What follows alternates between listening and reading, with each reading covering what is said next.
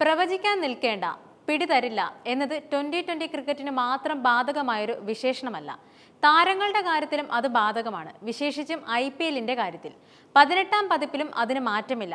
ലീഗിലെ എല്ലാ ടീമുകളും ഒരു മത്സരം പൂർത്തിയാക്കിയപ്പോൾ കൊൽക്കത്തയുടെ നായകൻ അജിൻക്യ രഹാനെയും ലക്നൌ താരം ഷാർദുൽ ഠാക്കൂറുമാണ് മുൻവിധികളെ കാറ്റിൽ പറത്തിയവരിൽ മുൻനിരയിൽ. ഇവർ മാത്രമല്ല, ടീമുകൾ നിലനിർത്താതെ കൈവിട്ട അശുതോഷ് ശർമ്മയും ശ്രേയസ് അയ്യരും ഫിൽ സോൾട്ടുമെല്ലാം കളത്തിൽ നിന്നും മറുപടി പറയുന്ന തിരക്കിലാണ്. സൗദിയിൽ നടന്ന താരലേലത്തിൽ അജിൻക്യ രഹാനെ എന്ന താരത്തിന്റെ പേര് ആദ്യം പതിഞ്ഞത് വിറ്റുപോകാത്ത താരങ്ങളുടെ കൂട്ടത്തിലാണ്. ലേലത്തിന്റെ ആദ്യ ദിനം 1.5 കോടി എന്ന അടിസ്ഥാന വിലയിൽ രഹാനെ വന്നപ്പോൾ ഒരു ടീമും വാങ്ങാൻ തയ്യാറായില്ല.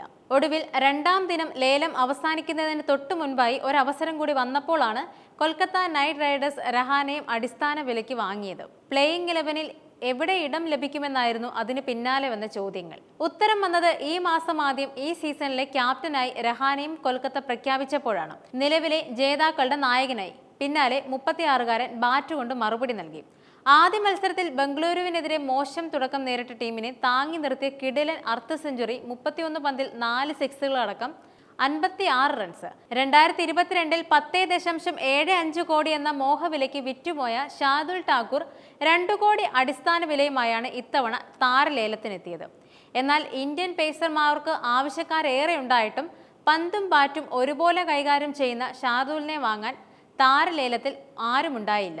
ഒടുവിൽ പരിക്കേറ്റ പേസർ മുഹ്സിൻ ഖാനു പകരം ലക്നൌ സൂപ്പർ ജെയിൻസിൽ ഠാക്കൂറിന് പുതുജീവൻ ലഭിച്ചു. മുംബൈക്കായി ആഭ്യന്തര ക്രിക്കറ്റിൽ തകർത്ത് കളിച്ച താരം ഇംഗ്ലണ്ടിൽ കൗണ്ടി ക്രിക്കറ്റ് കളിക്കാൻ പോകാനിരിക്കുമ്പോഴാണ് പകരക്കാരന്റെ റോളിൽ IPLലെ വിളി.